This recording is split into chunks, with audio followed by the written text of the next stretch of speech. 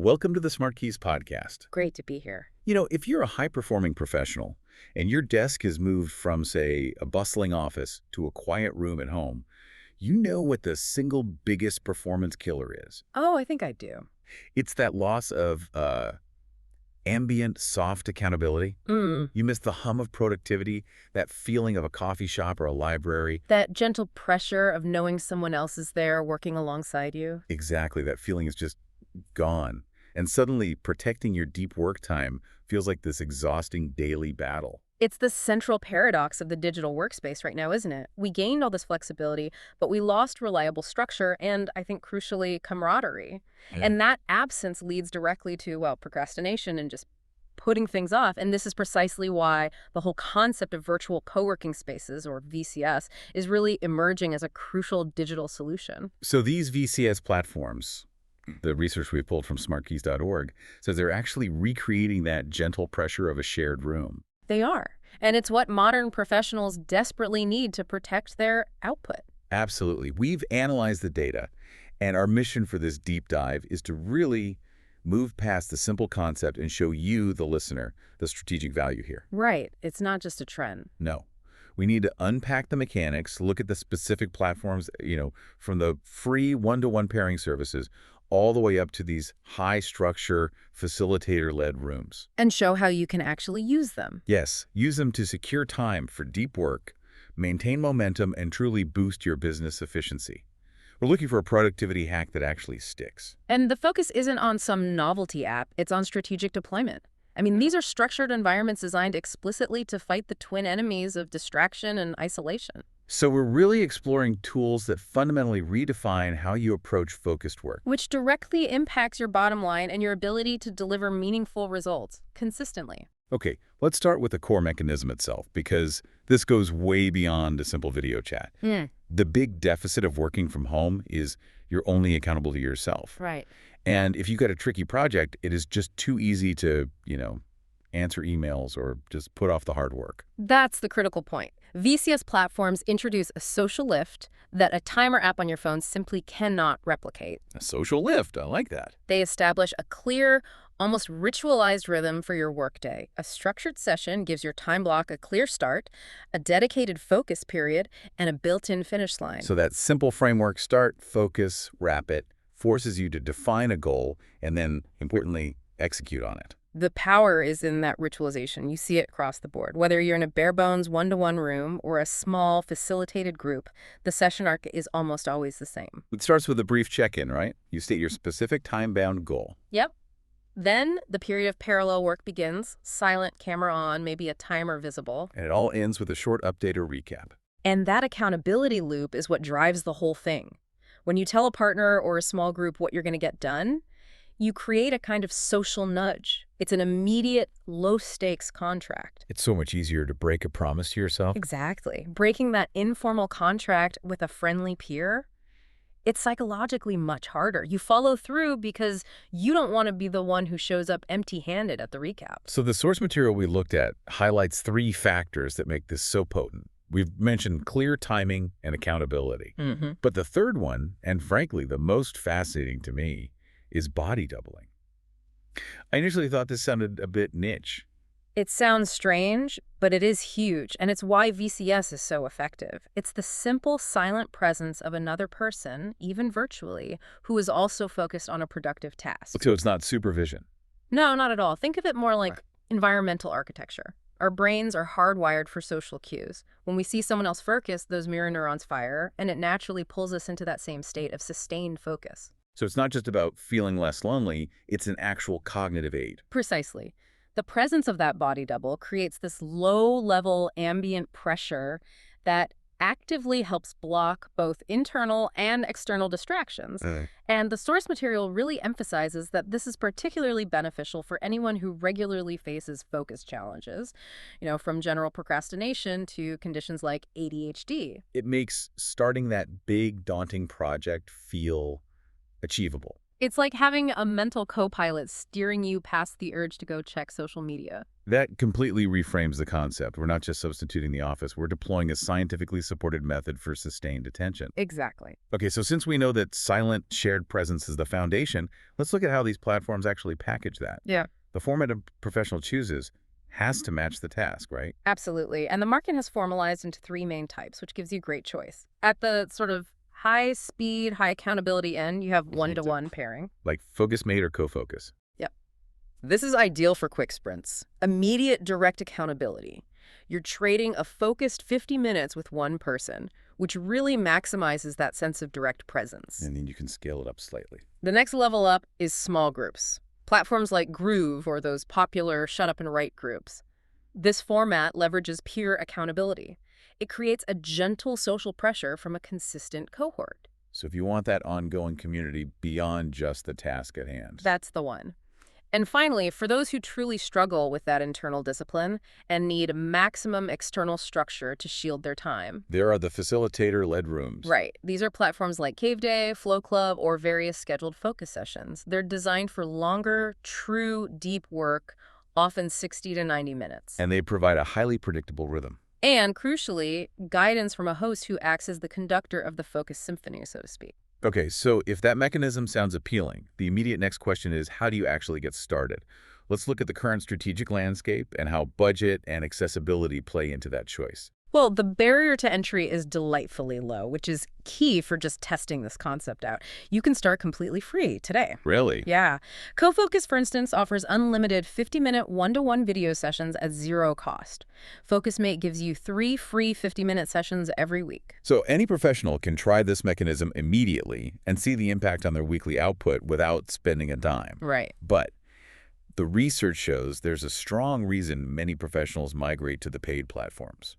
If I can get free sessions, why would I pay, say, $30 or $50 a month for facilitated deep work? What's the ROI? That's an excellent, necessary question. You pay for reliability, for extra features, and for the facilitator's guaranteed quality control. Oh. Platforms like Cave Day, Flown, or Flow Club offer these highly specialized experiences.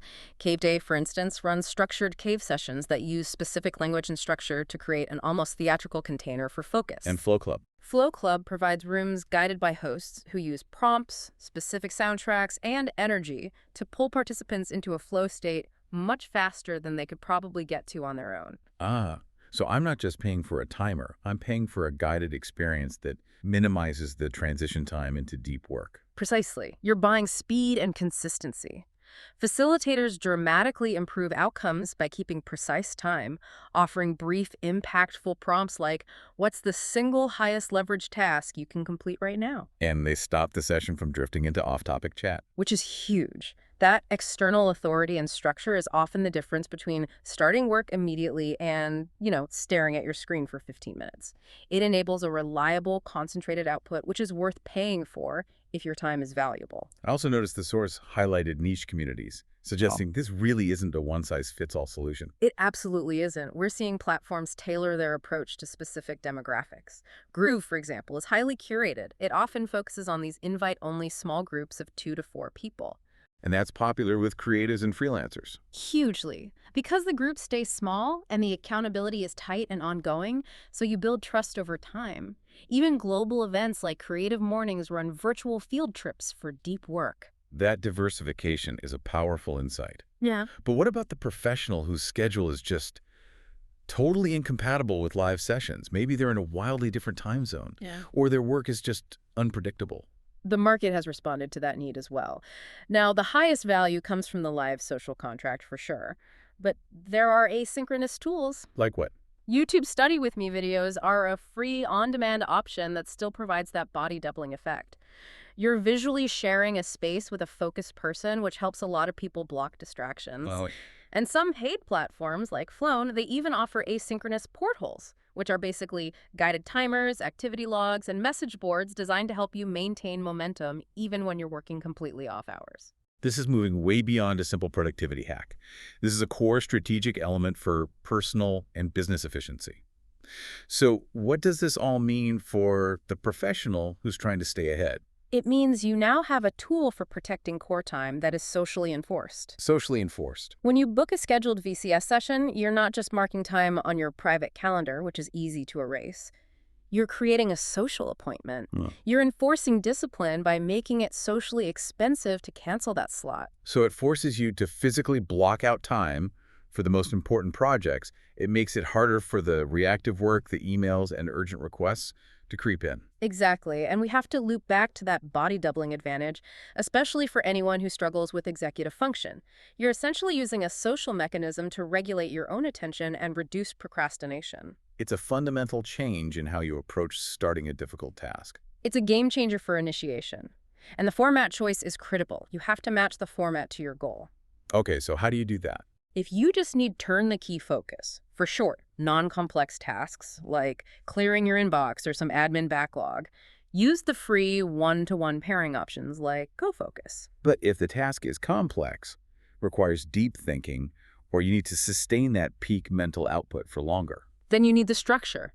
Book those longer 60 or 90-minute facilitator-led rooms at your peak energy time. The external host ensures the pace stays high and the boundary is protected, letting you hit peak productivity quickly and reliably. That distinction is key. But booking the room is only half the battle. The research really emphasizes that maximizing your outcomes is dependent on preparation. Yes. So what's the mandatory pre-session setup that everyone should be doing? You have to nail the pre-session ritual. First, set a clear, time-boxed goal that is actually achievable within the session. So not work on the presentation, but complete the executive summary of the presentation, specific. Second, silence every single notification and set your device to do not disturb before you enter the room. Third, the source suggests introducing a personal trigger. This could be playing a specific 15-second song, lighting a candle, putting on your Focus headphones, something that signals to your brain that the session starts now. It's about building a consistent routine that transitions you instantly into that flow state. Finally, let's talk measurement. If we're aiming for business efficiency, how do we track if this investment of time or money is actually working? Yes, we have to shift from tracking activity to tracking outcome. So it's not about hours logged. No, that's the most strategic takeaway. Stop tracking minutes spent on a screen. You have to measure success by tracking completed A tasks, those high-leverage projects that actually move your business or your career forward. So track weekly project progress. Notice if you're getting distracted less. And focus on having more days with meaningful output. That metric, reliable, tangible output is the true signal that VCS is successfully impacting your professional life. So the conclusion we can draw from the SmartKeys research is pretty clear. The right online space provides structure, community, and a measurable boost in reliable work completion. It effectively replicates the ambient social energy of a productive coffee shop. But without the commute, the noise, or the cost of a daily latte, it really feels like a foundational tool for the modern professional. I think so. And the practical takeaway is just to implement this immediately. Stop delaying the hard work. Pick one or two platforms referenced in the source. Start with the free tiers. Exactly. Start with CoFocus's unlimited slots or KVDay's trial and just book one single session this week. Find the format that matches your schedule and your goals.